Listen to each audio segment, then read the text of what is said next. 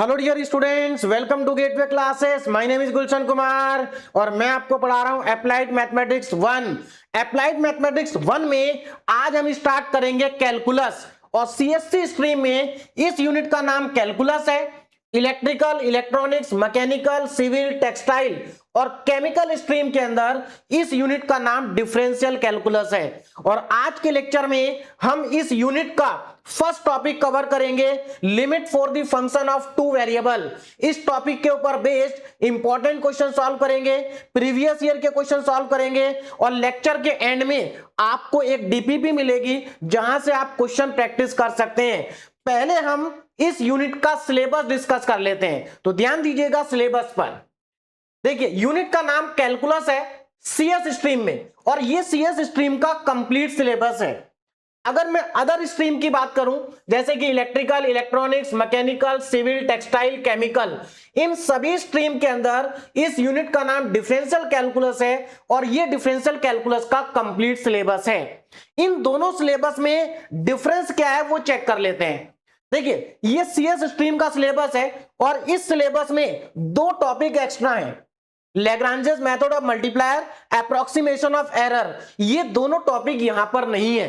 तो अब आपको क्लियरली समझ में आ गया होगा कि ऐसे स्टूडेंट्स जो electrical, electronics, mechanical, civil, textile या केमिकल स्ट्रीम के हैं उनको ये सारे टॉपिक पढ़ने हैं, लेकिन उनको ये टॉपिक नहीं पढ़ने। और जो सीएस स्ट्रीम के स्टूडेंट्स हैं उनको ये लास्ट के दो टॉपिक भी पढ़ने हैं। तो ये सिलेबस का डिफरेंस है।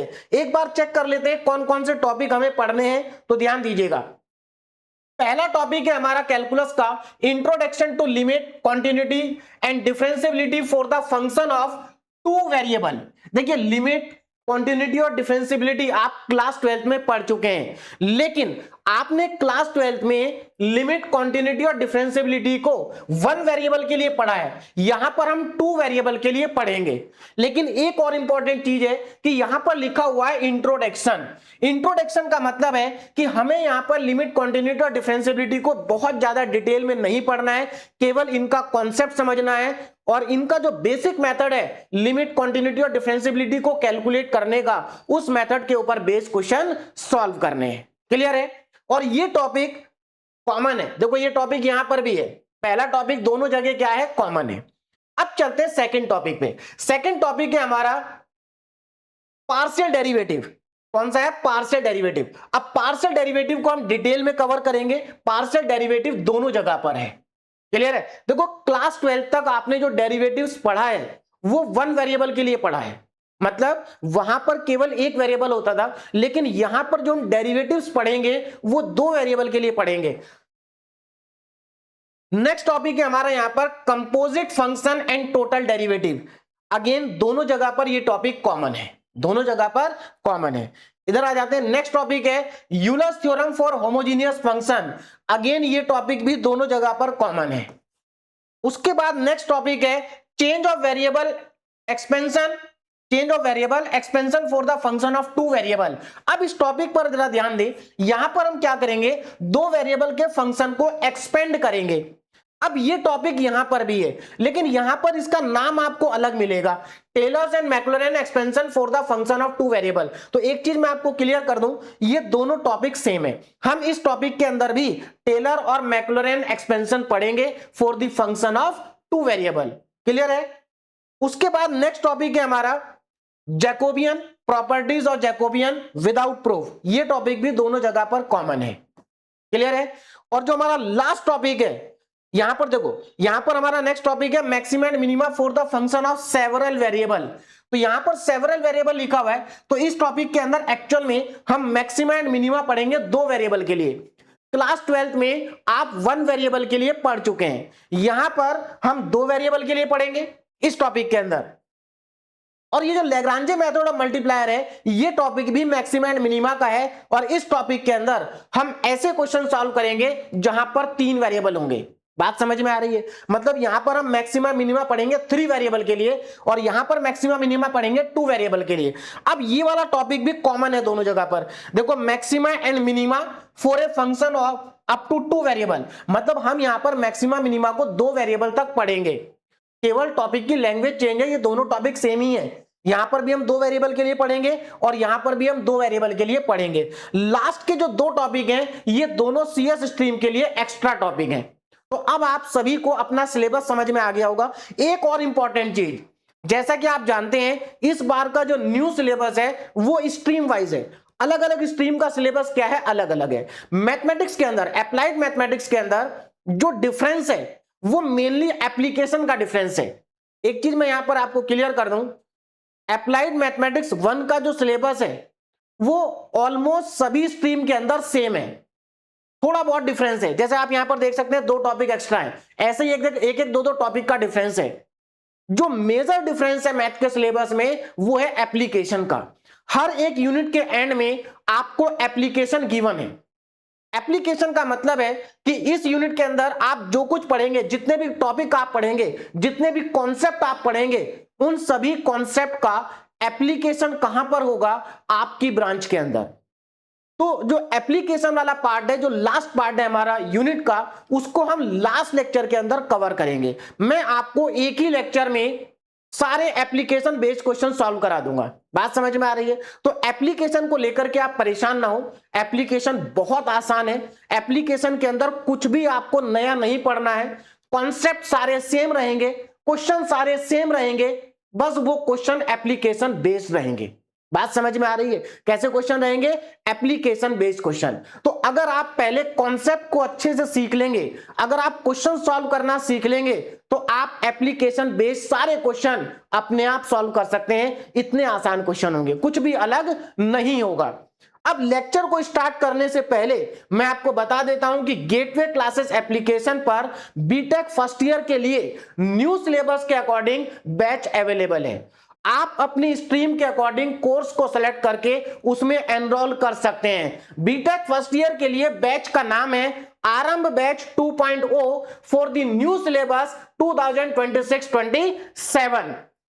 जब आप एप्लीकेशन के अंदर जाएंगे, अगर आपने अभी तक गेटवे क्लासेस एप्लीकेशन को डाउनलोड नहीं किया है तो एप्लीकेशन को डाउनलोड कर लें। जब आप एप्लीकेशन के अंदर जाएंगे तो आपको इस तरह के बैनर दिखाई देंगे। क्लियर है? अब बैनर के ऊपर आपके स्ट्रीम का नाम लिखा होगा। जैसे अगर आपकी स्ट्रीम सीएससी है तो यहां पर सीएससी लिखा होगा, अगर आपकी कोई और स्ट्रीम है तो वहां पर उसी स्ट्रीम का नाम लिखा होगा। तो सबसे पहले आप अपनी स्ट्रीम को सेलेक्ट कर लें, उसी कोर्स में आपको एनरोल करना है। यहां पर आपको सेम 1 प्लस सेम 2, जब आप एप्लीकेशन के अंदर जाएंगे तो कुछ बैनर के ऊपर आपको सेम 1 प्लस सेम 2 दिखाई देगा, कुछ बैनर के ऊपर आपको केवल सेम 1 दिखाई देगा। इसका मतलब यह है अगर सेम 1 प्लस सेम 2 लिखा है तो जो बैच है वो दोनों सेम के लिए है, उसमें आपको दोनों सेम के सब्जेक्ट मिलेंगे और बैच की जो वैलिडिटी रहेगी वो सेम 2 के लास्ट पेपर तक रहेगी। और अगर यहां पर केवल सेम 1 लिखा है तो वो बैच सेमेस्टर 1 के लिए है, उसकी वैलिडिटी फर्स्ट सेमेस्टर के लास्ट पेपर तक रहेगी। और बैच के अंदर आपको फर्स्ट ईयर के ऑल सब्जेक्ट्स मिलेंगे, आपको आपकी स्ट्रीम के अकॉर्डिंग पढ़ाया जाएगा। अगर किसी स्टूडेंट को एनरोल करने में कोई दिक्कत आती है या किसी भी तरह की अगर कोई क्वेरी है आपकी, तो आप हेल्पलाइन नंबर पर कॉल कर सकते हैं। यहां पर आपको 2 हेल्पलाइन नंबर गिवन है। क्लियर है? तो याद रखना, आपको अपनी स्ट्रीम के अकॉर्डिंग कोर्स सेलेक्ट करना है। तो ये सीएससी स्ट्रीम का कोर्स है, ये सिविल स्ट्रीम का कोर्स है, ये मैकेनिकल स्ट्रीम का है, इलेक्ट्रिकल स्ट्रीम का है, इलेक्ट्रॉनिक्स स्ट्रीम का है। तो इस तरह से आपके सभी स्ट्रीम के कोर्स गेटवे क्लासेस एप्लीकेशन पर अवेलेबल है। अब मैं आपको बैच के फीचर्स बता देता हूं कि बैच के अंदर आपको क्या क्या मिलेगा और बैच के फीचर्स क्या रहेंगे। आपको गेटवे क्लासेस एप्लीकेशन पर जो बैच मिलेगा उसमें आपको न्यू सिलेबस के अकॉर्डिंग पढ़ाया जाएगा, न्यू सिलेबस 2026-27, और आपकी स्ट्रीम के सिलेबस के अकॉर्डिंग पढ़ाया जाएगा। आपको कंप्लीट सिलेबस के टॉपिक वाइज वीडियो लेक्चर मिलेंगे, यूनिट वाइज आपको 1 शॉट रिवीजन वीडियो मिलेंगे जो एग्जाम टाइम में आपके लिए बहुत हेल्पफुल होंगे।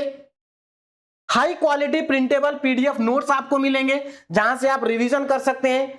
कॉम्प्रिहेंसिव क्वेश्चन बैंक, आपको प्रैक्टिस के लिए क्वेश्चन बैंक मिलेगा।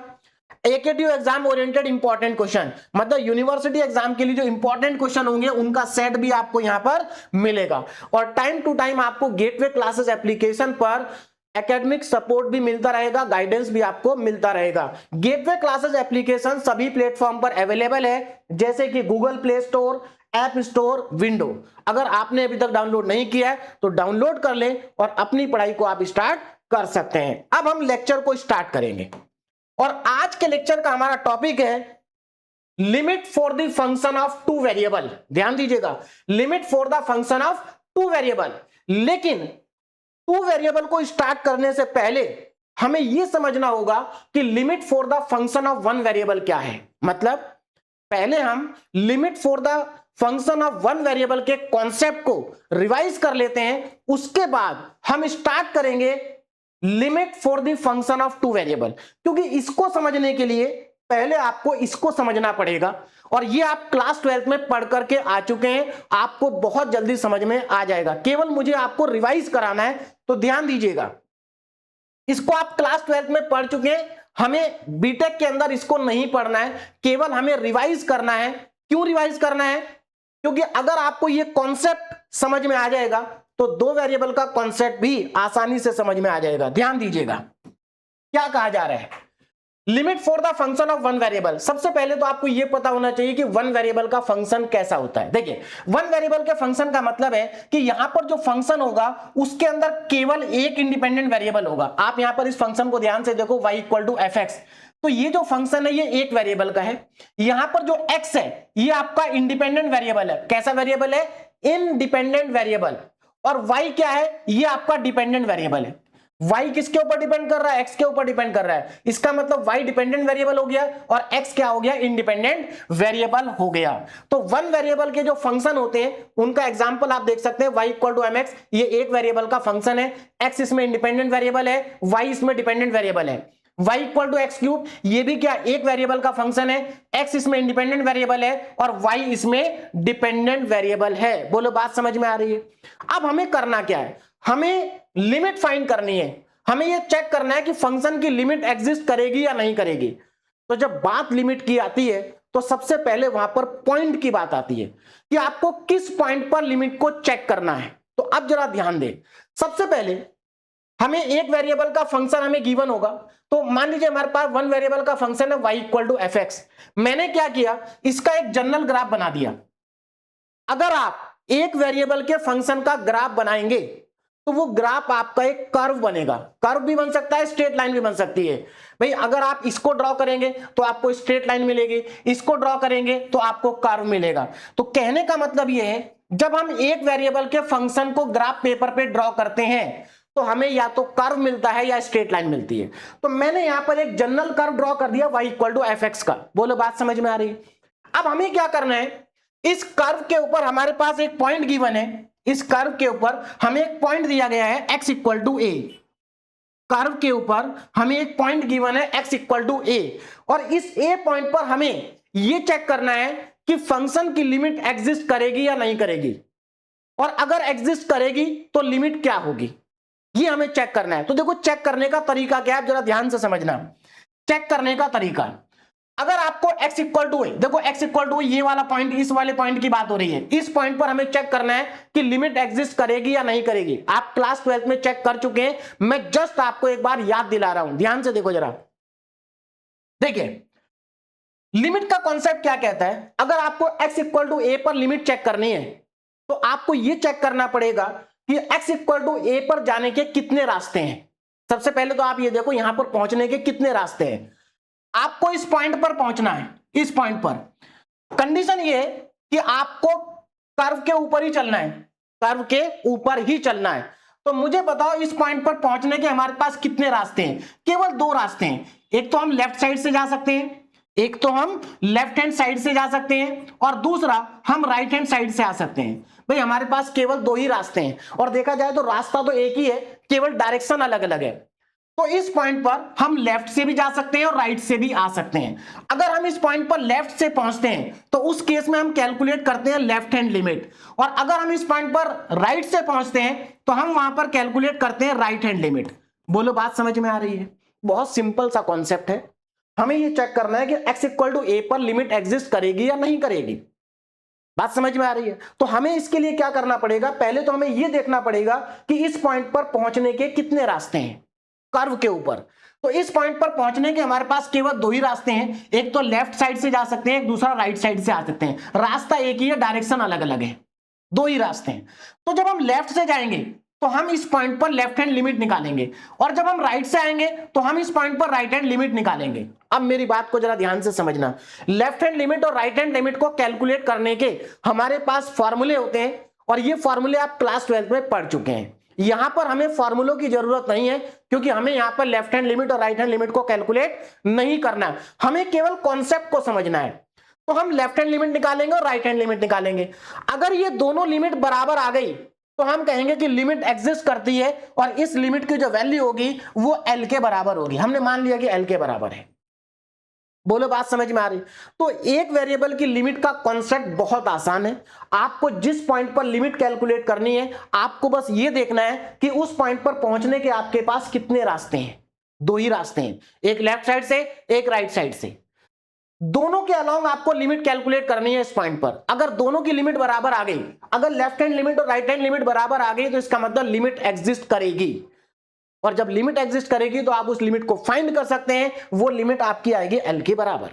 बोलो बात समझ में आ रही है? क्लियर है? चलिए अब हम चलेंगे टू वेरिएबल पर। Now limit for the function of two variable, concept same रहेगा लेकिन कहानी बदल जाएगी। बात को ध्यान से समझिए, दोनों का कॉन्सेप्ट सेम है, वन वेरिएबल और टू वेरिएबल का कॉन्सेप्ट सेम है, लेकिन यहां पर कहानी बदल जाएगी। अब देखो कहानी कैसे बदलेगी, ध्यान से समझना, इसको बहुत इंपॉर्टेंट है। Now limit for the function of two variable, तो सबसे पहले तो मैंने यहां पर दो वेरिएबल का एक फंक्शन कंसीडर किया जेड। अब ये जेड दो वेरिएबल का फंक्शन है एक्स और वाई का।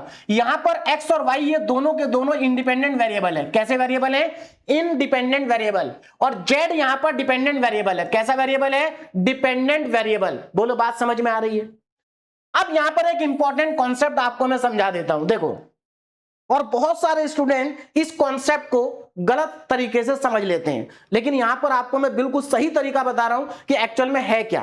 देखिए, जब आप एक वेरिएबल के फंक्शन का ग्राफ बनाते हैं तो वो या तो कर्व बनता है या स्ट्रेट लाइन बनती है, और कुछ नहीं बनेगा, ये बात कंफर्म है।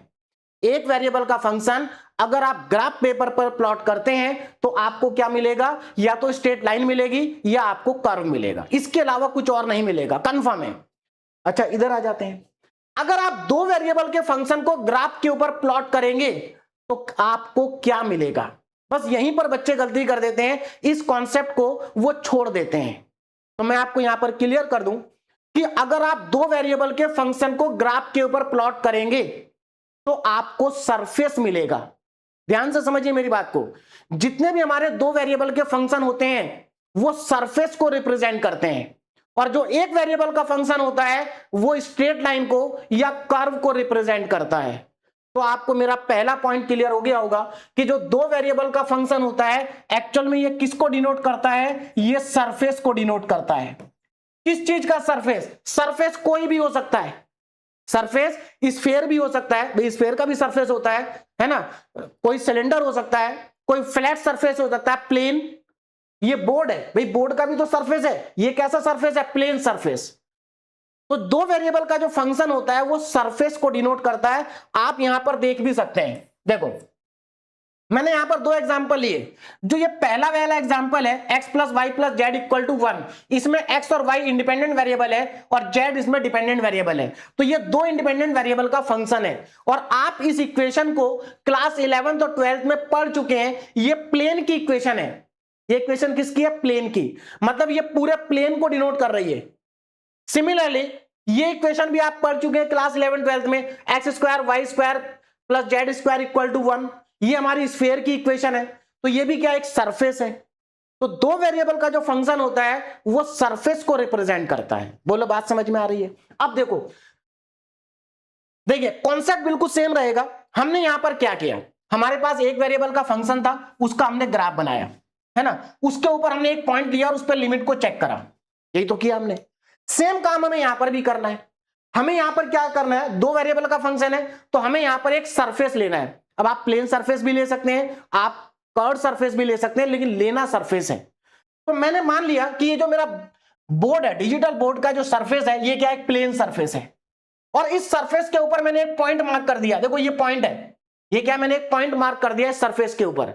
मैंने एज्यूम कर लिया कि मेरा जो ये बोर्ड है ये एक सरफेस है, और इस बोर्ड की जो इक्वेशन है वो ये है, और मैंने सरफेस के ऊपर एक पॉइंट ले लिया, और इस पॉइंट को हम कह देते हैं ए कॉमा बी, ये पॉइंट क्या है हमारा भाई, जनरल पॉइंट है, तो इसके कोऑर्डिनेट हो जाएंगे ए कॉमा बी। ध्यान दीजिएगा भाई, ए कॉमा बी, क्योंकि यहां पर फंक्शन दो वेरिएबल का है, तो यहां पर जो पॉइंट होगा उसमें दो कोऑर्डिनेट आएंगे, एक्स कोऑर्डिनेट भी आएगा, वाई कोऑर्डिनेट भी आएगा। यहां पर फंक्शन एक वेरिएबल का था, तो यहां पर केवल एक्स कोऑर्डिनेट था, कोई वाई कोऑर्डिनेट की बात हमने नहीं की थी यहां पर। बोलो बात समझ में आ रही? अब कॉन्सेप्ट को समझिए, कॉन्सेप्ट क्या कहता है। देखो कॉन्सेप्ट सेम है। अगर हमें यहां पर x इक्वल टू ए पर लिमिट कैलकुलेट करनी है, तो हमें यह देखना पड़ेगा कि a पर पहुंचने के कितने रास्ते हैं। तो यहां पर ए पर पहुंचने के दो ही रास्ते हैं, क्योंकि हमें कर्व के ऊपर चलना है। अब मुझे एक बात बताओ, ये जो पॉइंट मैंने यहां पर मार्क किया है, ये हमारा सरफेस के ऊपर है। क्या आप मुझे ये बता सकते हैं कि इस पॉइंट पर पहुंचने के कितने रास्ते हैं इस सरफेस के ऊपर? ध्यान देना, इस बार हमारा पूरा सरफेस है, और पूरे सरफेस के ऊपर कितने ऐसे रास्ते हैं जहां से हम इस पॉइंट पर पहुंच सकते हैं? तो यहां पर इनफाइनाइट नंबर ऑफ रास्ते हैं। अब देखो कैसे भाई, आप यहां पर ऐसे भी पहुंच सकते हैं, इनफाइनाइट नंबर ऑफ पाथ है, ये भी एक पाथ है जो कि वाई एक्सिस के पैरेलल है। आप यहां पर ऐसे भी जा सकते हैं, ये भी एक पाथ है। आप यहां पर ऐसे भी जा सकते हैं, ये भी एक पाथ है। बोलो बात समझ में आ रही है? ये भी पाथ है। आप यहां पर ऐसे भी जा सकते हैं घूम के, ये भी एक पाथ है, कर्व पाथ। आप कहीं से भी आ सकते हैं ऐसे घूमते हुए, ऐसे भी आप जा सकते हैं, आप इधर से कहीं से जा सकते हैं घूमते हुए। तो कहने का मतलब ये है, इस पॉइंट पर पहुंचने के इनफाइनाइट नंबर ऑफ पाथ हैं। कितने पाथ हैं? Infinite number of path. अब देखो, यहां पर केवल दो पाथ थे, हमने दोनों पाथ के अलोंग लिमिट को कैलकुलेट करा। एक पाथ की limit I left hand limit, एक पाथ की लिमिट आई राइट हैंड लिमिट, और अगर ये दोनों इक्वल हैं तो हमने कह दिया कि लिमिट एग्जिस्ट करती है। कॉन्सेप्ट यहां पर भी सेम रहेगा। यहां पर इस पॉइंट पर पहुंचने के इनफाइनाइट नंबर ऑफ पाथ हैं, तो कॉन्सेप्ट ये कहता है कि हर एक पाथ के अलोंग अगर लिमिट सेम है तो लिमिट एग्जिस्ट करेगी, नहीं तो नहीं करेगी। अगर आपको कोई भी दो ऐसे पाथ मिल जाते हैं जिनके अलोंग लिमिट अलग अलग है, तो लिमिट एग्जिस्ट नहीं करेगी। अब आपको समझ में आ गया होगा कि वन वेरिएबल और टू वेरिएबल का कॉन्सेप्ट तो सेम है, कॉन्सेप्ट सेम है, लेकिन कहानी बदल गई।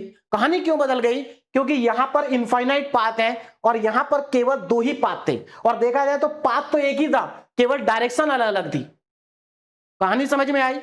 और यहां पर इनफाइनाइट नंबर ऑफ पाथ है, तो इनफाइनाइट नंबर ऑफ पाथ के अलोंग लिमिट सेम होनी चाहिए, तब जाकर के लिमिट एग्जिस्ट करेगी।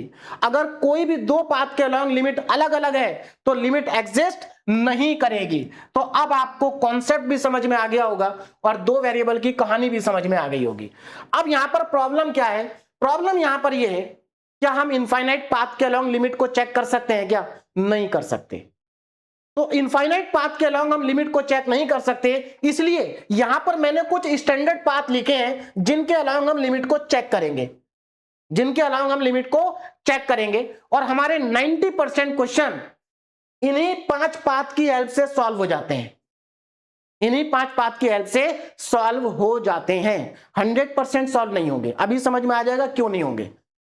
बोलो बात समझ में आ रही? तो देखो मैंने यहां पर कुछ स्टैंडर्ड पाथ लिए हुए हैं। पहला पाथ क्या है? Along the x axis. X axis का मतलब है कि हम एक्स एक्सिस के अलोंग जा सकते हैं या एक्स एक्सिस के पैरेलल जा सकते हैं। जैसे देखो ये वाला रास्ता एक्स एक्सिस के पैरेलल है। अलोंग वाई एक्सिस मतलब वाई एक्सिस के अलोंग जा सकते हैं या वाई एक्सिस के पैरेलल जा सकते हैं, जैसे ये वाला रास्ता पैरेलल है। क्लियर है? Along the path y equal to m x, ये आपको बहुत फेमस इक्वेशन है स्ट्रेट लाइन की।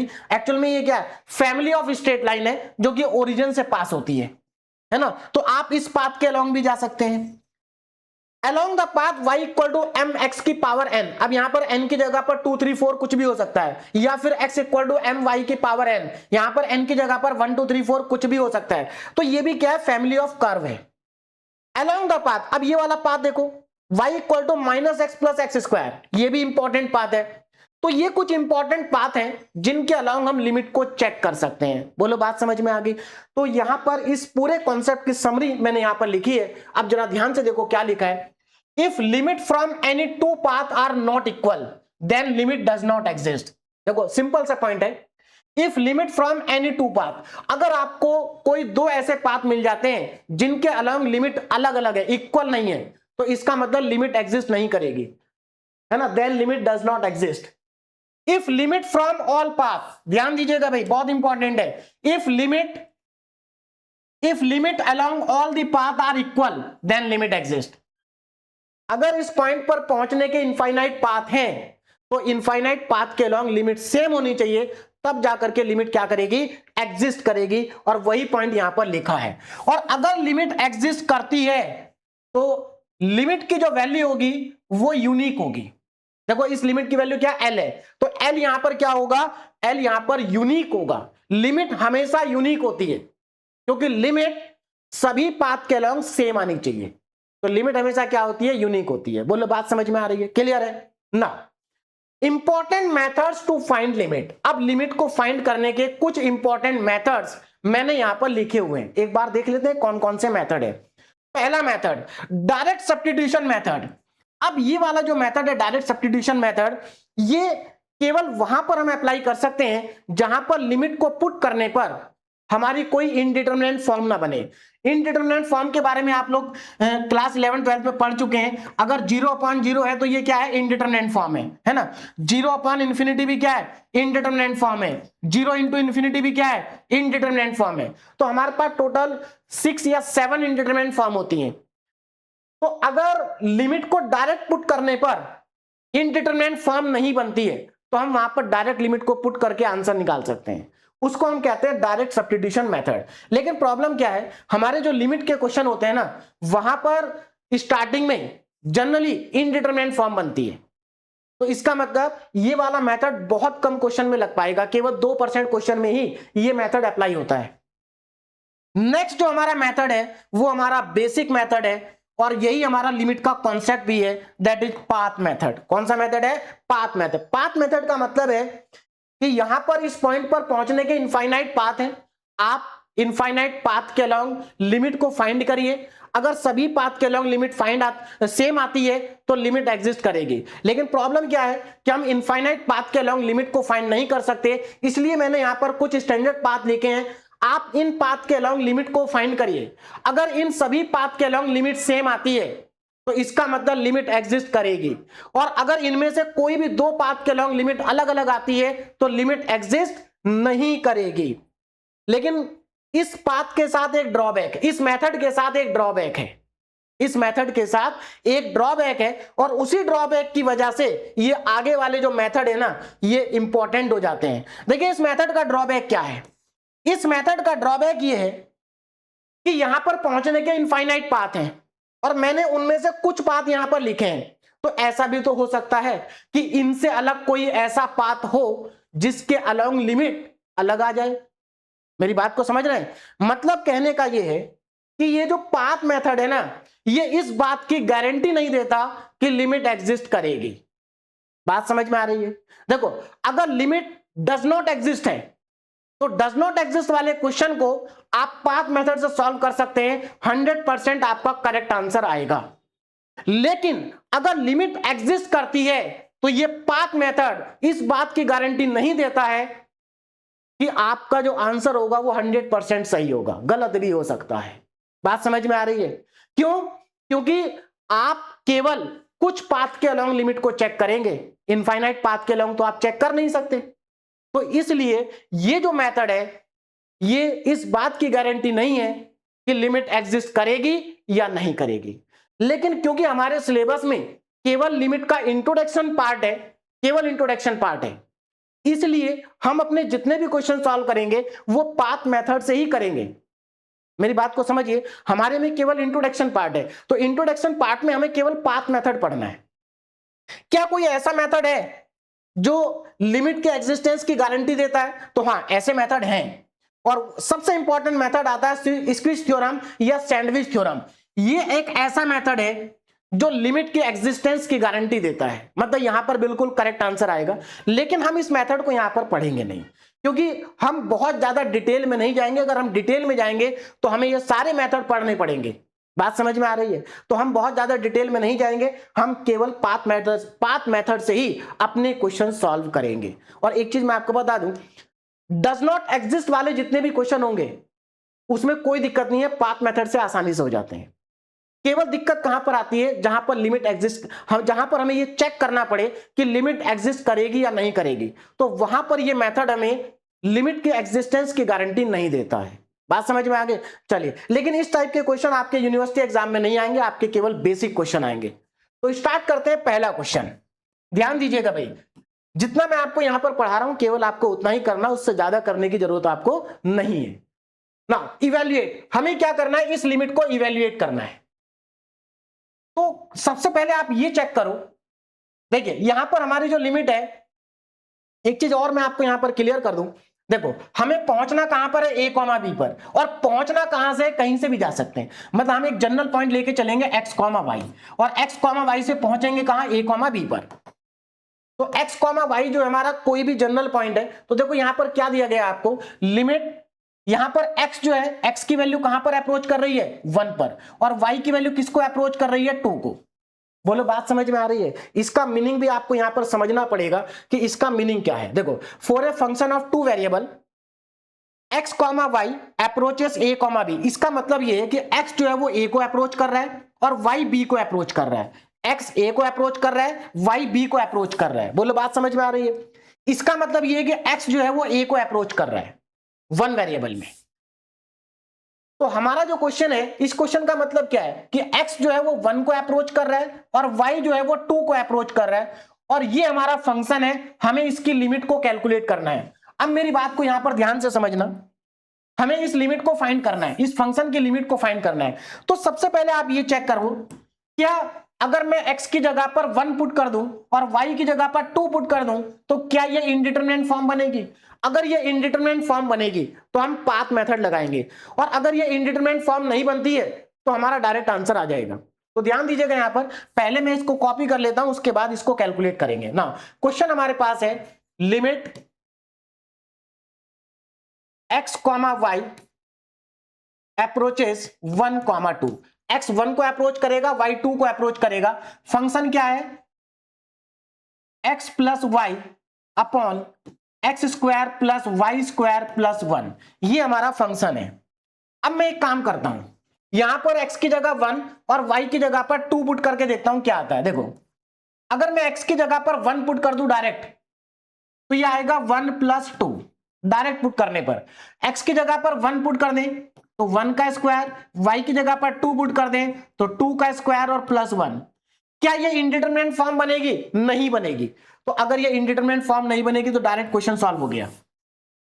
क्या आ जाएगा, 3 अपॉन, ये आएगा 1 प्लस 4 प्लस 1, मतलब यहां पर सीधे सीधे हमारे पास आ गया 3 अपॉन 6, और इसकी लिमिट हो गई 1 अपॉन 2। इसकी लिमिट क्या हो गई, 1 अपॉन 2 हो गई, और यही हमारा इसका फाइनल आंसर है। तो कितना आसान हो गया। लेकिन इस टाइप के जो क्वेश्चन है वो आने के चांसेस कम है, क्योंकि ये बहुत ही सिंपल हो जाते हैं। बात समझ में आ रही है? यहां पर हमने डायरेक्ट लिमिट को पुट करा, कोई दिक्कत नहीं है। अगर मान लीजिए यहां पर ये 0 0 होता, क्या होता, 0 0, तो इस केस में क्या होता, जब आप 0 0 यहां पर सब्स्टिट्यूट करते तो भी कोई दिक्कत नहीं है। देखो ऊपर क्या आता, 0 प्लस 0, और नीचे आता 0 प्लस 0 प्लस 1, तो इसका आंसर आ जाता 0। अगर यहां पर 0 0 भी होता कोई दिक्कत नहीं थी। दिक्कत कब आती, दिक्कत इसमें तब आती अगर यहां पर ये 1 नहीं होता और ये 0 0 होता, तो इस केस में क्या होता, इनडिटरमिनेंट फॉर्म बन जाती। इस केस में हमारी बन जाती इनडिटरमिनेंट फॉर्म। बोलो बात समझ में आ रही है, क्या बन जाती है, इनडिटरमिनेंट फॉर्म। तो जब इनडिटरमिनेंट फॉर्म बनेगी तब हम पाथ मेथड का यूज करेंगे। क्लियर है? यहां पर हमें पाथ मेथड को यूज करने की जरूरत नहीं है, या किसी और मेथड को यूज करने की जरूरत नहीं है। बोलो बात समझ में आ रही है? अगले क्वेश्चन पे चलते हैं। पहला क्वेश्चन तो हमारा बहुत ही आसान था ना। प्रूव दैट, हमें यह प्रूव करना है कि इस फंक्शन की लिमिट एग्जिस्ट करेगी। इस फंक्शन की लिमिट क्या करेगी, एग्जिस्ट करेगी। अगर मैं यहां पर लिमिट को डायरेक्ट पुट कर दूं तो देखो क्या होगा, ऊपर भी 0 आ जाएगा, नीचे भी 0 आ जाएगा, इनडिटरमिनेंट फॉर्म बन जाएगी। मतलब हमें यहां पर पाथ मेथड अप्लाई करना पड़ेगा। तो चलिए स्टार्ट करते हैं। तो यहां पर सबसे पहले तो मैं इसको लिख लेता हूं, क्या है हमारे पास, लिमिट, ध्यान दीजिएगा इंपॉर्टेंट क्वेश्चन है, limit x comma y 0 comma 0, x comma y किसको अप्रोच कर रहा है, 0 कॉमा 0 को। फंक्शन क्या है हमारे पास, x square y square upon x square plus y square, ये हमारे पास फंक्शन है। इसको मान लेते हैं ये हमारी है इक्वेशन नंबर 1, क्योंकि अब हमें यहां पर अलग अलग पाथ लेने पड़ेंगे और उन पाथ को इसके अंदर पुट करना पड़ेगा। तो ध्यान दीजिएगा, पहला पाथ देखो क्या है ना, फर्स्ट पाथ। हमें क्या करना है, हमें एक्स कॉमा वाई से 0,0 को अप्रोच करना है। मतलब एक्स कॉमा वाई किसको अप्रोच करेगा, 0,0 को अप्रोच करेगा। अब x कॉमा वाई 0,0 को अप्रोच करेगा और इसको अप्रोच करने के हमारे पास इनफाइनाइट नंबर ऑफ पाथ हैं। उसमें से हम पहला पाथ ले लेते हैं अलोंग। अब यहां पर एक एक करके आपको पाथ लेने पड़ेंगे, ध्यान दीजिएगा भाई। नाउ फर्स्ट पाथ अलोंग, पहला पाथ मैं यहां पर ले लेता हूं y इक्वल टू 0। अब आप कहेंगे सर ये y इक्वल टू 0 कहां पर है, देखो ये पाथ मैंने लिखे एक्स एक्सिस। अब एक्स एक्सिस का मतलब क्या है, अब एक बात को मेरे ध्यान से समझना, यहां पर पॉइंट है हमारा a कॉमा बी, और जिस क्वेश्चन को मैं सॉल्व करने जा रहा हूं इसमें पॉइंट है हमारा, जिस पॉइंट पर हमें पहुंचना है 0,0। तो इसका मतलब 0,0 जो है, 0,0 कहां पर आएगा भाई, 0,0 आएगा ओरिजिन पर, मतलब ये पॉइंट हमारा ओरिजिन पर है। तो इस ओरिजिन पर पहुंचने के भी हमारे पास इनफाइनाइट पाथ है, कहीं से भी जा सकते हैं। तो देखो इनफाइनाइट पाथ में से एक पाथ एक्स एक्सिस भी है, एक पाथ हमारा वाई एक्सिस भी है। और आप अच्छे से जानते हैं एक्स एक्सिस की इक्वेशन होती है y इक्वल टू 0 और वाई एक्सिस की इक्वेशन होती है x इक्वल टू 0। ये कब होती है, जब हमारा पॉइंट कहां पर हो, ओरिजिन पर हो। तो अगर हमारा पॉइंट ओरिजिन पर है, अगर हमारा पॉइंट ओरिजिन पर है तो एक्स एक्सिस का मतलब है y इक्वल टू 0 और वाई एक्सिस का मतलब है x इक्वल टू 0। तो मैं यहां पर स्टार्ट करूंगा y इक्वल टू 0 मतलब x एक्सिस से। तो हम x एक्सिस के ऊपर चेक करते हैं, तो ध्यान दीजिएगा क्या आएगी लिमिट। नाउ लिमिट, अगर मैं यहां पर x एक्सिस के अलाउंग जाता हूं, मतलब y इक्वल टू 0 के अलाउंग अगर मैं जाता हूं, तो मुझे क्या करना पड़ेगा, इसमें y की जगह 0 पुट करना पड़ेगा। अब देखो क्या आएगा, नाउ लिमिट, जब आप y को 0 पुट कर देंगे तो सीधी सी बात है, अगर आपने यहां पर y को 0 पुट कर दिया तो जो लिमिट बचेगी वो x की बचेगी। तो यहां पर मैं लिख सकता हूं x टेंड्स टू 0, और जब आप यहां पर y की जगह 0 पुट कर देंगे तो ऊपर आ जाएगा 0। ध्यान दीजिएगा, चलिए पहले मैं ओरिजिनल इक्वेशन लिख लेता हूं तब ज्यादा समझ में आएगा आपको। Limit x comma y approaches to 0,0, function मेरे पास है x square plus y square, sorry x square into y square, x square into y square upon में x square plus y square. अब अगर आप इसमें ध्यान दीजिएगा, अगर आप इसमें y की जगह पर 0 पुट कर दें तो क्या आ जाएगा, लिमिट ऊपर आ जाएगा 0, और y की जगह पर अगर आप 0 पुट करते हैं तो ये आएगा एक्स स्क्वायर प्लस 0, और यहां पर हो जाएगा x टेंड्स टू 0। बोलो बात समझ में आ रही, x टेंड्स टू 0। अब देखो क्योंकि y 0 हो चुका, तो जब y 0 हो चुका तो अब लिमिट केवल x की बचेगी, क्योंकि अब हमारे पास फंक्शन केवल x का है। अब यहां पर अगर आप ध्यान दें, अब अगर देखो x टेंड्स टू 0 है, लेकिन इस लिमिट को अप्लाई करने से पहले ये 0 हो चुका। लिमिट को अप्लाई करने से, देखो यहां पर स्टूडेंट को कंफ्यूजन हो जाता है कि सर अगर मैं यहां x की जगह 0 पुट करूंगा तो 0/0 फॉर्म बनेगी। नहीं बेटा, मेरी बात को ध्यान से समझना, हम लिमिट को अप्लाई कर ही नहीं रहे भाई, ये 0/x² है, तो 0/x² क्या होता है, 0। 0/x² क्या होता है, 0। तो इसका मतलब लिमिट को अप्लाई करने से पहले ही ये वैल्यू 0 हो चुकी है।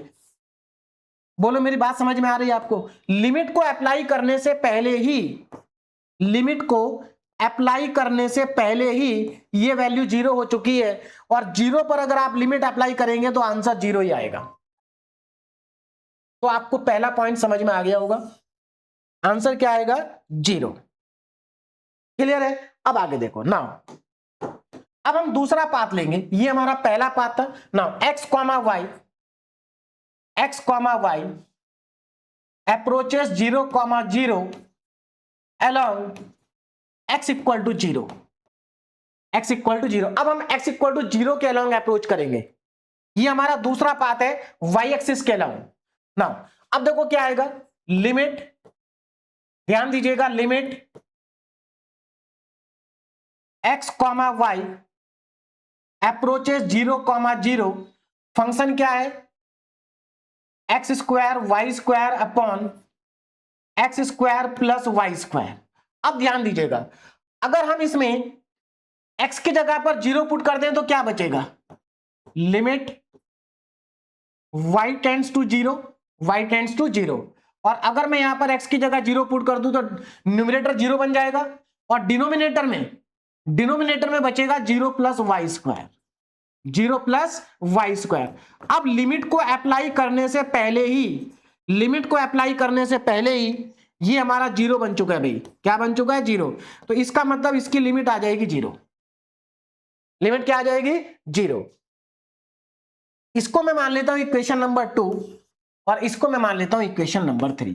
इसका मतलब हमने अभी तक लिमिट को दो पाथ के अलोंग चेक करा और दोनों पाथ के अलोंग हमारी लिमिट इक्वल आ रही है और जीरो आ रही है। लेकिन दो पाथ से काम नहीं चलेगा, आपको कम से कम चार पाथ तो कम से कम आपको ट्राई करने पड़ेंगे, है ना। आगे बढ़ते हैं। नेक्स्ट पाथ हमारा क्या है? Now x comma y approach zero comma zero along y is equal to mx। अब हमने पाथ लिया y इक्वल टू mx, तो ये क्या है? फैमिली ऑफ स्ट्रेट लाइन है। अगर देखा जाए ना तो ये इनफाइनाइट पाथ है क्योंकि ये फैमिली ऑफ स्ट्रेट लाइन है। अब इसके अलॉन्ग चेक करते हैं, देखो कितना आएगा। Now limit x comma y approaches zero comma zero और फंक्शन हमारे पास यहां पर है x square y square upon x square plus y square. और हमें क्या करना है? y की जगह mx पुट करना है। तो देखो कितना आ जाएगा। लिमिट y की जगह mx पुट करेंगे। अब ध्यान दीजिएगा, जब आप y की जगह पर mx पुट कर देंगे तो यहां पर केवल x बचेगा। तो लिमिट केवल x की आएगी। लिमिट किसकी आएगी? x की। फंक्शन क्या बच जाएगा? एक्स स्क्वायर और y की जगह जब आप mx पुट करेंगे तो ये हो जाएगा m square x square upon में x square plus m square x square. अब एक काम करो, ऊपर और नीचे से एक्स स्क्वायर को कॉमन ले लो। तो अब हमारे पास ये आएगा लिमिट, ध्यान दीजिएगा, लिमिट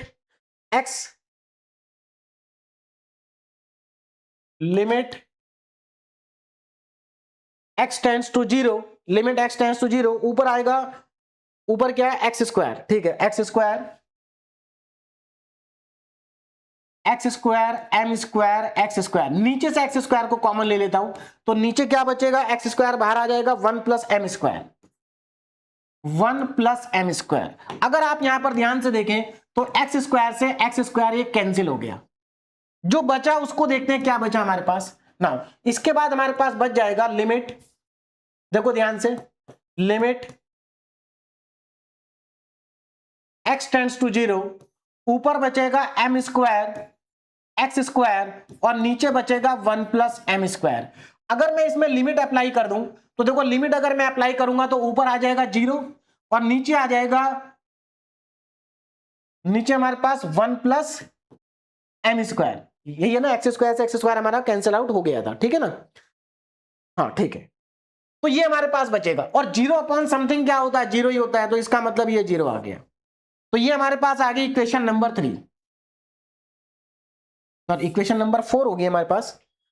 ये हमारी इक्वेशन नंबर 2 और ये हमारी इक्वेशन नंबर 3 और ये हमारी होगी इक्वेशन नंबर 4। बोलो बात समझ में आ रही है? आगे चलते हैं ना। अब हमें अगला पाथ लेना है और अगला पाथ किसके अलोंग ले ले भाई? y equal to m x भी हम ले चुके। देखो हमारे पास टोटल, मैंने यहाँ जो स्टैंडर्ड पाथ लिख रखे हैं, हम इसको ले चुके, इसको भी ले चुके, इसको भी ले चुके। इन दोनों में से कोई एक और ले लेते हैं। तो मैं यहां पर y equal to m x की पावर n है या x equal to m y की पावर n है, कोई भी आप ले सकते हैं, कोई भी पाथ आप यहां पर ले सकते हैं ना। x comma y approaches zero comma zero along y is equal to m x square ले लेता हूं भाई। x की पावर n है ना, n की जगह हम 2 3 4 कुछ भी पुट कर सकते हैं। तो मैंने यहां पर y equal to m x square ले लिया। अब इसको पुट करके देखते हैं क्या आएगा। Now limit x comma y approaches to zero comma zero और फंक्शन यहां पर हो जाएगा हमारे पास x square y square upon x square plus y square. अब इसमें हमें y की जगह पर एम एक्स स्क्वायर पुट करना है। तो देखो क्या आ जाएगा, लिमिट लिमिट, जब आप y की जगह mx स्क्वायर पुट करोगे तो लिमिट केवल x की बचेगी, क्योंकि y तो खत्म हो जाएगा। तो यहां पर हमारे पास आ जाएगा x स्क्वायर, और जब आप y की जगह पर mx स्क्वायर पुट करोगे तो ये आ जाएगा m स्क्वायर और x की पावर 4। डिनोमिनेटर में आएगा x square plus m square x की पावर 4। अब अगेन आपको यहां से कॉमन लेना है, तो कॉमन लेने के बाद जो कैंसिल होगा उसको कैंसिल कर देंगे। ध्यान दीजिएगा, कॉमन लेने के बाद क्या बचेगा, देखो भाई, तो लिमिट लिमिट लिमिट यहां पर हमारे पास बचेगी x की, x टेंड्स टू 0। अब जरा ध्यान दो, नीचे से एक्स स्क्वायर को कॉमन ले लेंगे, तो ऊपर हमारे पास है x square m square x की पावर 4, और नीचे से एक्स स्क्वायर कॉमन आएगा, ब्रैकेट में बचेगा 1 plus m square, 1 plus m square और एक्स स्क्वायर, ये बचेगा ब्रैकेट में। एक्स स्क्वायर से एक्स स्क्वायर कैंसिल हो जाएगा, और अगर आप इसको कैंसिल कर देते हैं तो देखो आपके पास क्या बचेगा, now limit x tends to 0, और यहां पर ऊपर आ जाएगा एम स्क्वायर एक्स की पावर 4, और नीचे बचेगा 1 plus m square x square. अगर आप इसमें लिमिट लगा देते हैं तो ऊपर तो आ जाएगा 0, क्योंकि x की जगह आप 0 रखेंगे, और नीचे आ जाएगा 1 प्लस 0, तो ये आपके पास फाइनली 0 आएगा। कितना आ जाएगा, 0 आ जाएगा। तो फाइनली आपके पास ये लिमिट भी 0 आ गई। हमने 4 पाथ के लॉन्ग अब तक चेक कर चुके हैं, और एक्चुअल में 4 पाथ ही नहीं है, यहां पर तो हमारे पास देखो ये क्या है, ये आपकी फैमिली ऑफ स्ट्रेट लाइन है, तो ये अपने आप में इनफाइनाइट पाथ है। बात समझ में आ रही है। हम y equal to mx square के अलोंग भी कैलकुलेट कर चुके हैं, हर एक पाथ के अलोंग हमारी जो लिमिट आ रही है ना वो 0 आ रही है, मतलब लिमिट हमारी इक्वल आ रही है। ये हमारी होगी इक्वेशन नंबर 5। तो अब हम कह सकते हैं now from equation 1,2 sorry 2,3,4,5, from equation 2, 3, 4, 5 we get equal limits। हमें हर एक पाथ से क्या मिल रही है, इक्वल लिमिट्स मिल रही है। तो अब हम ये कह सकते हैं hence लिमिट एग्जिस्ट। तो लिमिट क्या कर रही है, एग्जिस्ट कर रही है, और लिमिट अगर एग्जिस्ट कर रही है तो हमें यह भी बताना है कि लिमिट होगी क्या। तो अब यहां पर मैं फाइनल आंसर लिख देता हूं, तो इसको थोड़ा सा ऊपर लिखता हूं, हेंस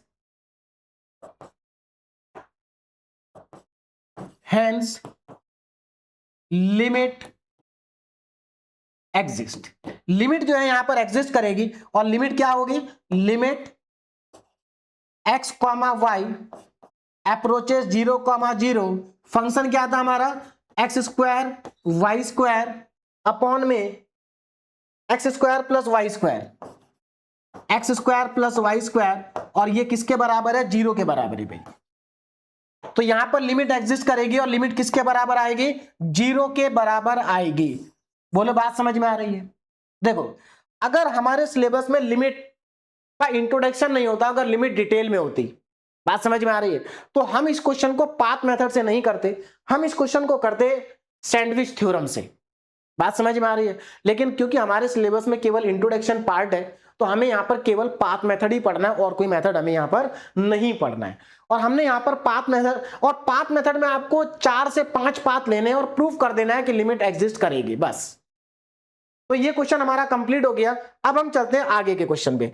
अब आगे जो हमारे पास क्वेश्चन है वो डज नॉट एग्जिस्ट वाले हैं, और यूनिवर्सिटी एग्जाम में जो क्वेश्चन आएगा तो मैक्सिमम चांस ये है कि क्वेश्चन डज नॉट एग्जिस्ट वाला ही आएगा। क्योंकि इसमें फायदा क्या है, इसमें केवल आपको 2 पाथ के अलोंग चेक करना है। ऐसे 2 पाथ आपको लेने हैं जिनके अलोंग लिमिट अलग हो सकती है, बस।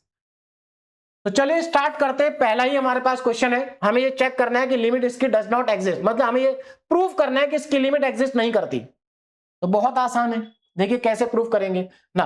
क्वेश्चन हमारे पास है limit x, y approaches 0,0, function हमारे पास यहां पर है x² - y² upon x square plus y square, और इसको हम कह लेते हैं इक्वेशन नंबर 1।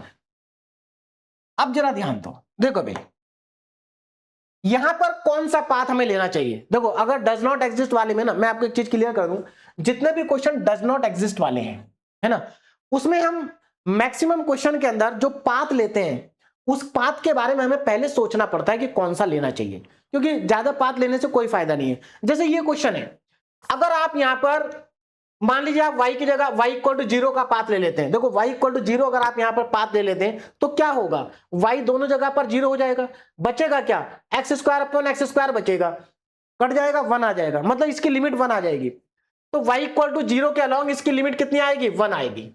और अगर मैं x इक्वल टू 0 ले लूं तो x इक्वल टू 0 के केस में ये तो 0 हो जाएगा, बचेगा क्या, minus y square upon y square, y square से वाई स्क्वायर कट जाएगा, बचेगा -1। तो कहने का मतलब ये है इसके अलावा इसकी लिमिट -1 आएगी। तो देखो अगर आप y इक्वल टू 0 लेते हैं तो लिमिट 1 आएगी, और अगर आप x इक्वल टू 0 लेते हैं तो लिमिट -1 आएगी। क्या ये दोनों लिमिट बराबर हैं, नहीं, ये दोनों लिमिट बराबर नहीं है, तो इसका मतलब इसकी लिमिट एग्जिस्ट नहीं करेगी। बोलो बात समझ में आ रही है। तो इस क्वेश्चन में आप y इक्वल टू 0 और x इक्वल टू 0 ये दोनों पाथ ले सकते हैं, इन दोनों के पाथ के अलाउंग लिमिट आपकी अलग अलग है, क्लियर है। या फिर आप डज नॉट एग्जिस्ट वाले क्वेश्चन में सबसे पहले y इक्वल टू mx को भी ले सकते हैं, क्योंकि डज नॉट एग्जिस्ट वाले जो क्वेश्चन होते हैं वहां पर y इक्वल टू mx वाला जो पाथ होता है ये इंपॉर्टेंट हो जाता है, सबसे पहले आप इसको ले तो ज्यादा फायदे में रहेंगे। आप x equal to 0 y equal to 0 भी ले सकते हैं, कोई दिक्कत नहीं है, आपको मैंने समझा दिया, लिमिट अलग अलग आएगी। तो मैं यहां पर एक काम करता हूं, y इक्वल टू mx लेता हूं और देखते हैं क्या आएगा ना। तो यहां पर मैं ऐसे लिख देता हूं, taking path along y is equal to mx। मैं यहां पर y इक्वल टू mx के अलोंग पाथ ले रहा हूं। तो देखो y इक्वल टू mx के अलोंग अगर हम पाथ लेंगे तो हमें क्या मिलेगा, taking path along y equal to mx। तो अब मैं इसमें सब्स्टिट्यूट करता हूं, limit x comma y approaches 0 comma 0, function क्या है x square minus y square upon में x square plus y square is equal to, अब y की जगह mx पुट करना है, तो लिमिट जब आप y की जगह mx पुट कर देंगे तो हमारा पूरा फंक्शन x में आ जाएगा। तो आपको क्या करना है, जब पूरा फंक्शन x में आ जाएगा तो लिमिट भी केवल x की होगी, तो x tends to 0, now x tends to 0 या x अप्रोचेस 0, यहां पर क्या बचेगा, देखो जरा एक्स स्क्वायर माइनस वाई की जगह एम एक्स पुट करेंगे तो m square minus x square हो जाएगा, एम स्क्वायर एक्स स्क्वायर। अब नीचे देखो x square plus y square मतलब x square plus m square और एक्स स्क्वायर। अब कॉमन लेके काट देते हैं, तो अगर आप यहां पर कॉमन लेते हैं तो देखो क्या आएगा, लिमिट एक्स अप्रोचेस टू 0, ऊपर से अगर मैं कॉमन लेता हूं एक्स स्क्वायर तो बचेगा 1 माइनस एम स्क्वायर, और नीचे से अगर मैं एक्स स्क्वायर कॉमन लेता हूं तो नीचे बचेगा 1 plus m square. X square से एक्स स्क्वायर कट जाएगा, और कटने के बाद ये लिमिट हमारी आ जाएगी। देखो अब अगर यहां पर एक्स स्क्वायर कट गया, बचेगा क्या, 1 minus m square 1 plus m square, इसमें एक्स है नहीं, इसमें एक्स है नहीं, तो ये हमारे पास आ जाएगा 1 माइनस एम स्क्वायर अपॉन में 1 प्लस एम स्क्वायर। बोलो बात समझ में आ रही है। और इसको हम कह देते हैं इक्वेशन नंबर, या इसको मैं एक काम करता हूं, इसको मैं मान लेता हूं कि ये लिमिट हमारी L1 है। अच्छा यहां पर तो मानने की भी जरूरत नहीं है, देखो मेरी बात को ध्यान से समझो, यहां पर हमारी जो लिमिट आ रही है ना वो इन टर्म्स ऑफ m आ रही है। किसके टर्म्स में आ रही है, m के टर्म्स में। पहले मैं इसको ऐसे लिख देता हूं, देखो तो आपको ज्यादा समझ में आ जाएगा, लिमिट x टेंड्स टू 0 और ऊपर बचेगा 1 माइनस एम स्क्वायर, नीचे बचेगा 1 प्लस एम स्क्वायर। अब मुझे एक बात बताओ, क्या इसमें x आ रहा है, नहीं आ रहा है। तो अगर मैं यहां पर लिमिट को अप्लाई करूंगा, अगर मैं यहां पर लिमिट को अप्लाई कर दूं तो देखो लिमिट को अप्लाई करने पर क्या होगा, लिमिट को अप्लाई करने पर हमें यही मिलेगा 1 minus m square upon 1 plus m square. मतलब हमारी जो लिमिट है ना वो m के ऊपर डिपेंड कर रही है। लिमिट किसके ऊपर डिपेंड कर रही है, m के ऊपर। तो इसका मतलब ये है कि जो लिमिट है, limit depend on m, limit जो है वो m के ऊपर डिपेंड कर रही है, limit depend on m, limit m के ऊपर डिपेंड कर रही है। अब मुझे एक बात बताओ, अगर लिमिट m के ऊपर डिपेंड करेगी तो क्या लिमिट पाथ के ऊपर डिपेंड करेगी? बिल्कुल डिपेंड करेगी। अब मेरी बात को समझिए क्यों। देखो, अगर मैं यहां पर m की वैल्यू 1 ले लूं तो मेरा पाथ हो जाएगा y इक्वल टू एक्स, अगर मैं 2 ले लूं तो पाथ हो जाएगा 2x, अगर मैं 3 ले लूं तो पाथ हो जाएगा 3x। मतलब जैसे जैसे m चेंज होगा वैसे वैसे हमारा पाथ भी चेंज होगा। अब हमारी जो लिमिट है वो m के ऊपर डिपेंड कर रही है, तो इसका मतलब हमारी लिमिट पाथ के ऊपर डिपेंड कर रही है, और पाथ के ऊपर डिपेंड करने का मतलब है कि हमारी लिमिट अलग अलग पाथ के अलॉन्ग अलग अलग आएगी। तो लिमिट डिपेंड ऑन पाथ, और इसका मतलब है limit depend on path, limit depend on path. और अगर लिमिट पाथ पर डिपेंड करती है तो इसका मतलब लिमिट एग्जिस्ट नहीं करेगी। भाई सभी पाथ के अलॉन्ग लिमिट सेम होनी चाहिए। इसका मतलब क्या है? इसका मतलब यह है कि लिमिट पाथ के ऊपर डिपेंड नहीं करती है, लेकिन यहां पर तो लिमिट पाथ के ऊपर डिपेंड कर रही है। इसका मतलब अलग अलग पाथ के अलॉन्ग लिमिट क्या आएगी? अलग अलग आएगी। तो हम ये कह सकते हैं hence limit does not exist, hence limit does not exist. तो यहां पर लिमिट जो है वो एग्जिस्ट नहीं करेगी भाई, और यही हमें प्रूव करना था। Hence limit does not exist, यही हमें प्रूव करना था। तो मेरे ख्याल से आपको समझ में आ गया होगा। तो इस क्वेश्चन को आप दो तरीके से कर सकते हैं, या तो आप y इक्वल टू 0 और x इक्वल टू 0 वाला पाथ ले लें, दोनों के अलॉन्ग लिमिट अलग अलग आएगी, एक 1 आएगी एक -1 आएगी, लिमिट पाथ के ऊपर डिपेंड करेगी, लिमिट एग्जिस्ट नहीं करती है। या केवल आप y इक्वल टू mx ले लें, आपका एक ही पाथ से काम चल गया, limit does not exist.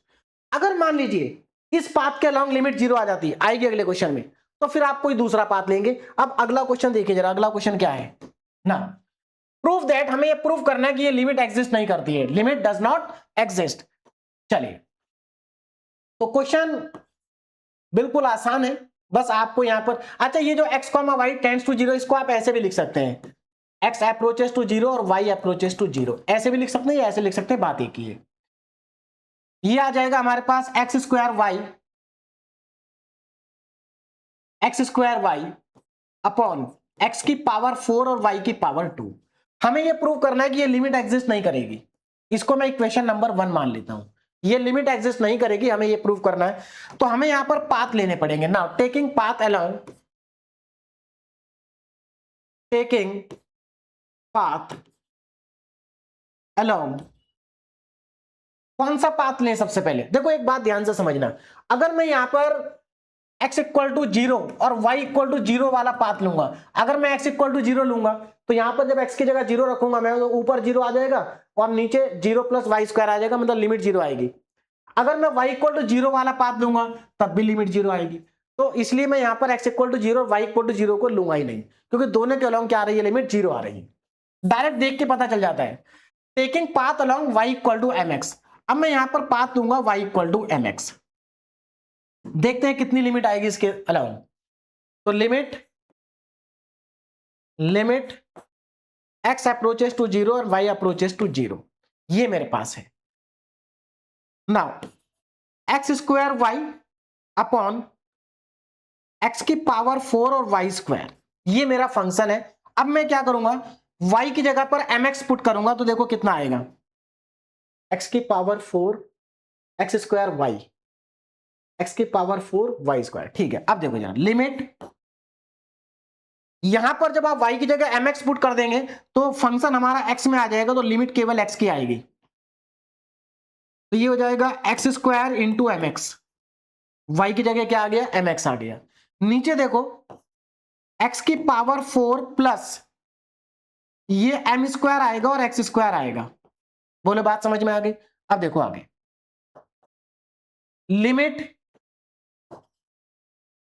x tends to 0, अब इसको x अप्रोचेस टू 0 भी कह सकते हैं, x टेंड्स टू 0 भी कह सकते हैं।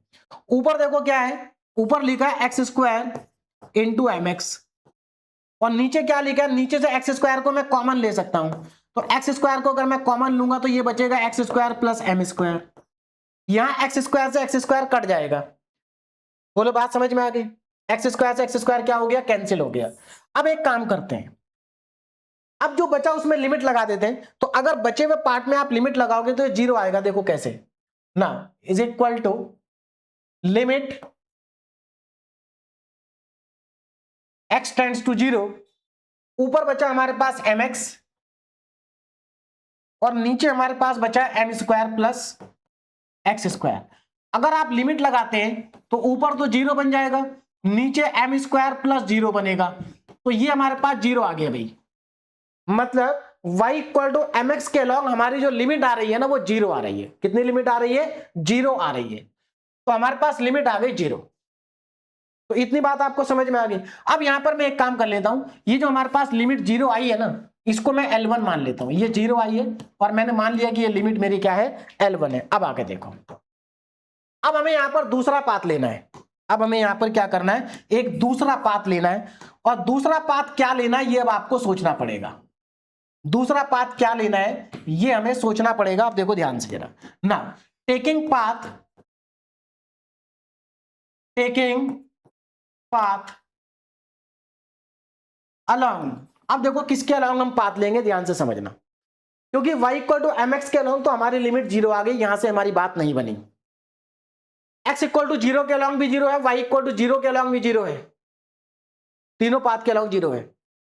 अब हमें सोचना पड़ेगा पाथ लेना कौन सा है। तो अगर कभी भी आपको इस टाइप का क्वेश्चन दिखाई दे जहां पर इस तरह की पावर्स बनी हुई है, तो देखो आपको एक बार यह सोचना है कि हम y की जगह पर या x की जगह पर ऐसा क्या पुट करें कि इन तीनों टर्म की पावर सेम हो जाए। तीनों टर्म की पावर क्या हो जाए? सेम हो जाए। अगर आप y की जगह पर, ध्यान देना, अगर आप y की जगह पर x स्क्वायर पुट कर दें तो ये x square into x square क्या हो जाएगा? एक्स की पावर 4। और यहां पर भी अगर आप y की जगह एक्स स्क्वायर पुट करेंगे तो ये भी एक्स की पावर 4। तो तीनों की पावर सेम हो जाएगी। तो बस आपको यहां पर यही दिमाग लगाना है कि ऐसा हम y की जगह क्या पुट करें कि तीनों की पावर सेम हो जाए। तो अगर आप यहां पर y equal to x square put कर दें तो तीनों की पावर सेम हो जाएगी। अब आप कहेंगे सर ये वाला पाथ तो आपने बताया नहीं था। मैंने ये पाथ आपको बताया बेटा, देखो ये रहा, देखो y equal to x square. तो इसका मतलब ये है इस वाले पाथ में भाई यहां पर m और n तो कुछ भी हो सकता है ना, 1 2 3 4 कुछ भी हो सकता है। तो मैंने यहां पर क्या करा, m की जगह 1 आ गया और n की जगह 2 आ गया, तो y equal to x square. तो इन्हीं में से कोई ना कोई पाथ आपको मिलेगा, अलग नहीं मिलेगा। चलिए, तो y equal to x square के अलाउंग अब मैं चेक कर रहा हूं, ध्यान से देखो जरा। तो इससे क्या बन जाएगा हमारा? लिमिट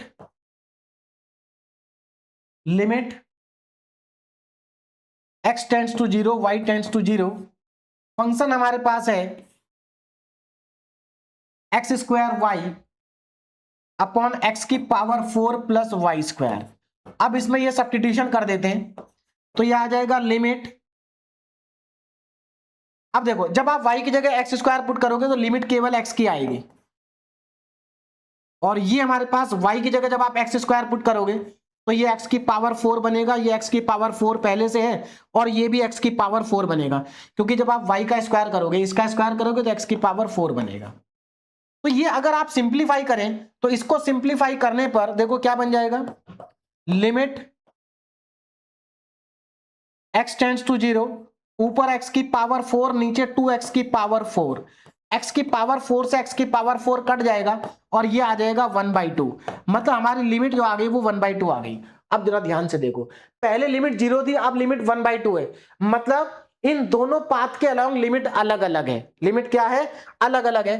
तो हम ये कह सकते हैं इसका मतलब ये है कि जो L1 लिमिट है वो L2 लिमिट के बराबर नहीं है, hence limit does not exist. Hence limit does not exist। तो इसका मतलब यहां पर लिमिट एग्जिस्ट नहीं करती है। तो अब आपको कॉन्सेप्ट क्लियर हो गया होगा कि अगर दो पाथ के अलोंग लिमिट अलग अलग है तो लिमिट एग्जिस्ट नहीं करेगी।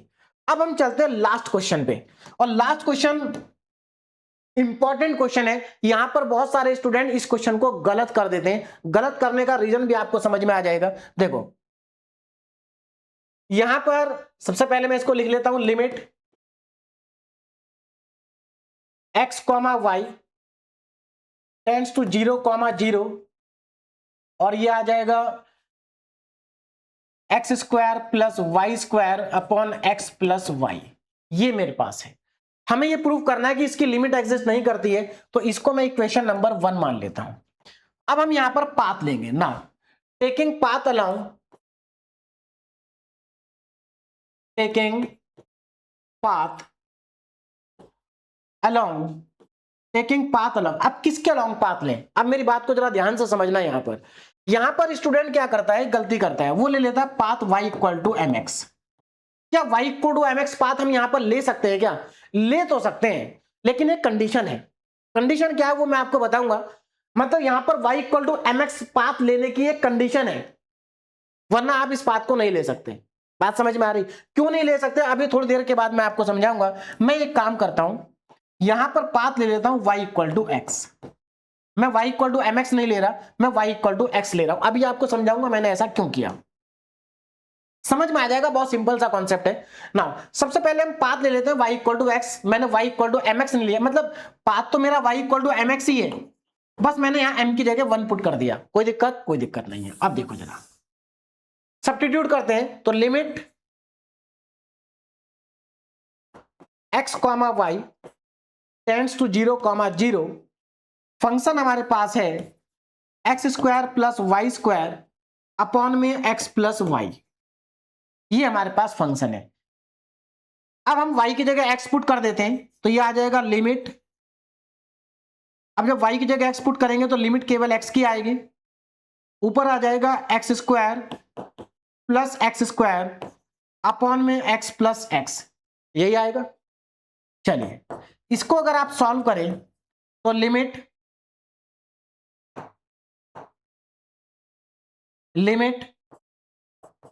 x टेंड्स टू 0, तो ये ऊपर का आ जाएगा 2x स्क्वायर, नीचे का आ जाएगा 2x।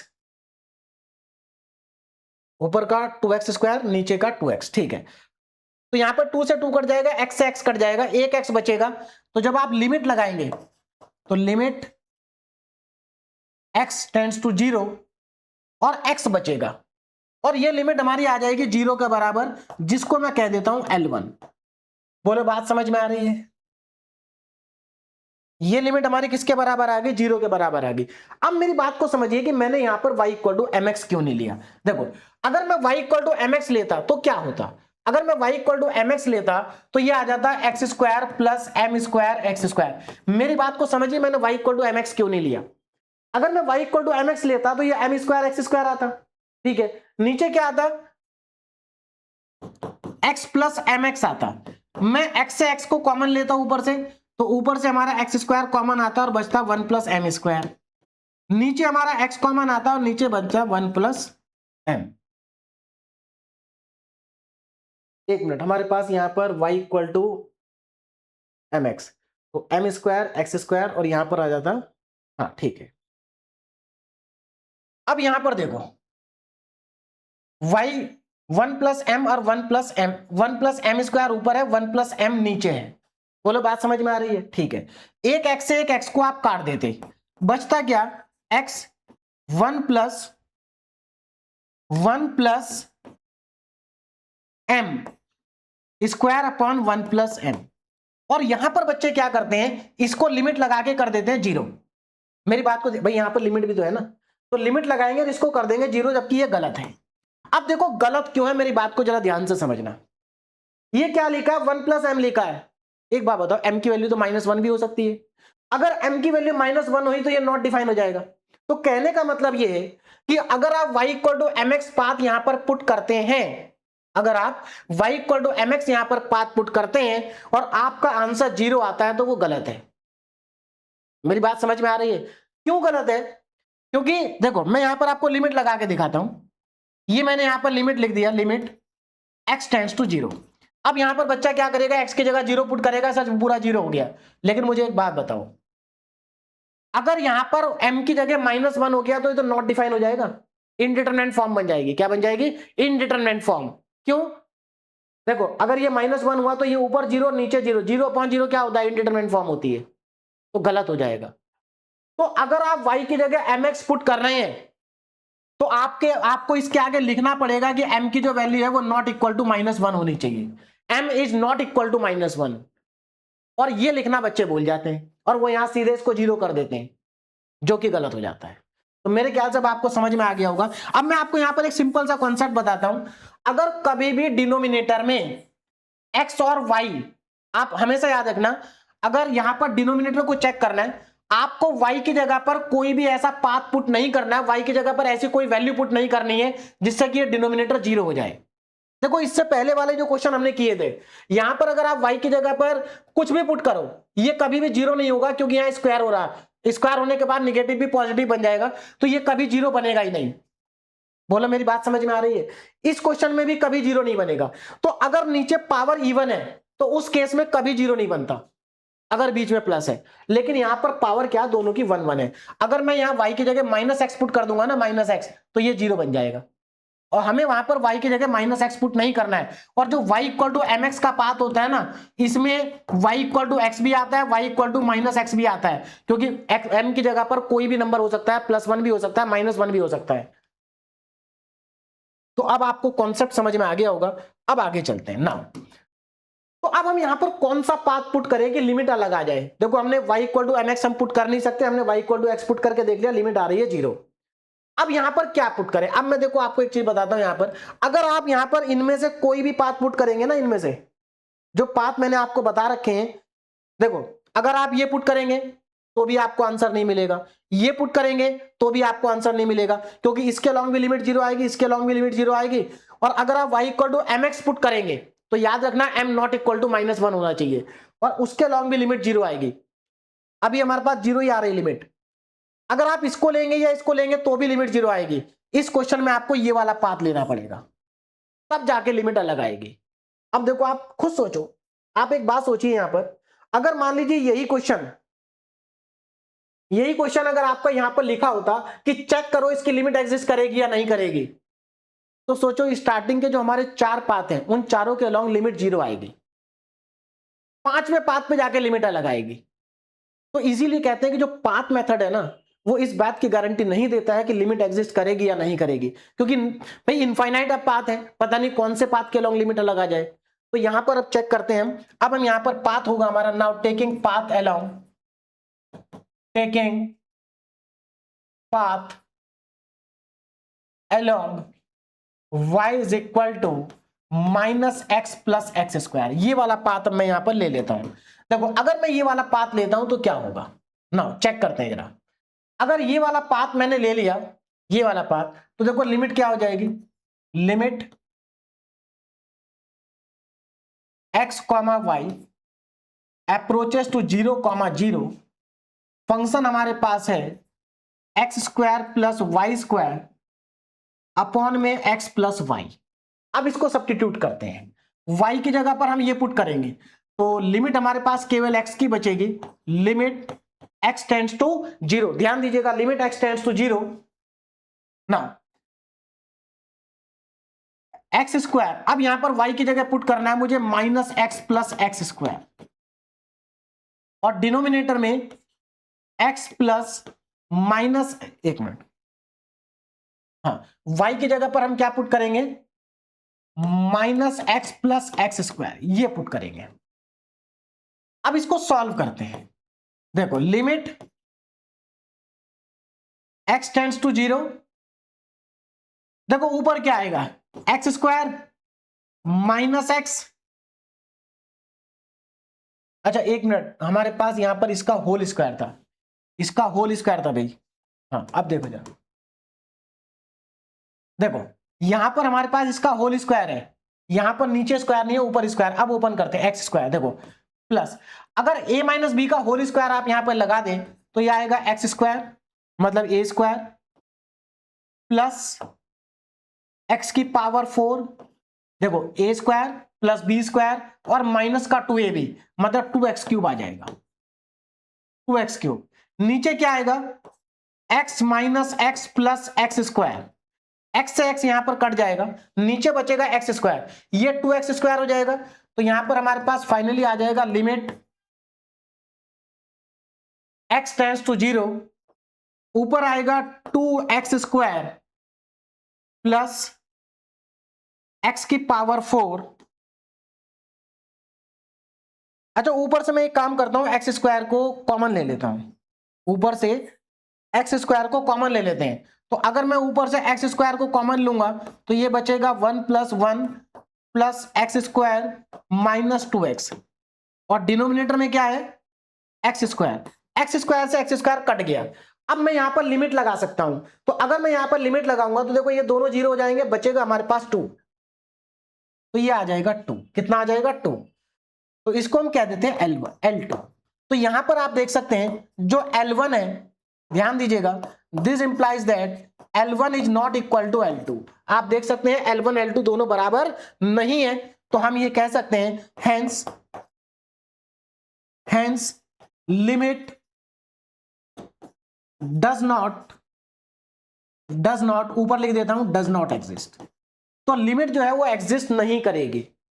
तो मेरे ख्याल से अब आपको समझ में आ गया होगा। तो देखो यहां पर क्वेश्चन में ना थोड़ा सा आपको सोचना पड़ेगा कि पाथ कौन सा लेना है। तो ये एक ऐसा क्वेश्चन है जो जनरली बच्चे गलती कर सकते हैं, क्योंकि यहां पर मुझे पता है मैक्सिमम बच्चे क्या करेंगे, y इक्वल टू mx लेंगे और लिख देंगे 0। वहीं पर गलत हो गया वो।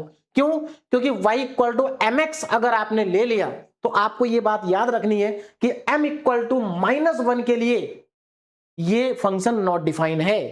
बात समझ में आ रही है? तो इस चीज का भी आपको ध्यान रखना है। तो यहां पर अब आपको क्लियर हो गया होगा कि लिमिट के क्वेश्चन कैसे करने हैं। तो इस तरह से हम किसी भी फंक्शन की लिमिट को फाइंड आउट कर सकते हैं। और यहां पर ये टॉपिक हमारा कंप्लीट हो गया लिमिट का। इसमें 4 और इंपॉर्टेंट क्वेश्चन है डीपीपी के अंदर जिनको आप प्रैक्टिस कर सकते हैं। सिंपल क्वेश्चन है, आसानी के साथ आप इनको सॉल्व कर लेंगे। अब अगले लेक्चर में हम पढ़ेंगे कॉन्टिन्यूटी एंड डिफरेंशियबिलिटी। अगर आपको लिमिट समझ में आ गया तो समझ लीजिए कॉन्टिन्यूटी और डिफरेंशियबिलिटी में कुछ नहीं बचा है, वहां पर भी यही काम करना है जो हमने यहां पर किया है। बस डिफरेंशियबिलिटी में फॉर्मूला बदल जाएगा, बाकी वहां पर भी हम लिमिट को ही चेक करेंगे पाथ के अलावा। क्लियर है? तो लेक्चर को एंड करने से पहले एक बार मैं फिर से आपको बता देता हूं कि गेटवे क्लासेस एप्लीकेशन पर बीटेक फर्स्ट ईयर के लिए न्यू सिलेबस के अकॉर्डिंग बैच अवेलेबल है। आप अपनी स्ट्रीम के अकॉर्डिंग कोर्स को सिलेक्ट करके उसमें एनरोल कर सकते हैं और अपनी पढ़ाई को स्टार्ट कर सकते हैं। एनरोल करने से पहले आप ऑफर को भी चेक कर लेना, हो सकता है वहां पर कोई ऑफर हो तो आप कूपन को अप्लाई करके ऑफर का बेनिफिट भी ले सकते हैं। Okay, thank you very much.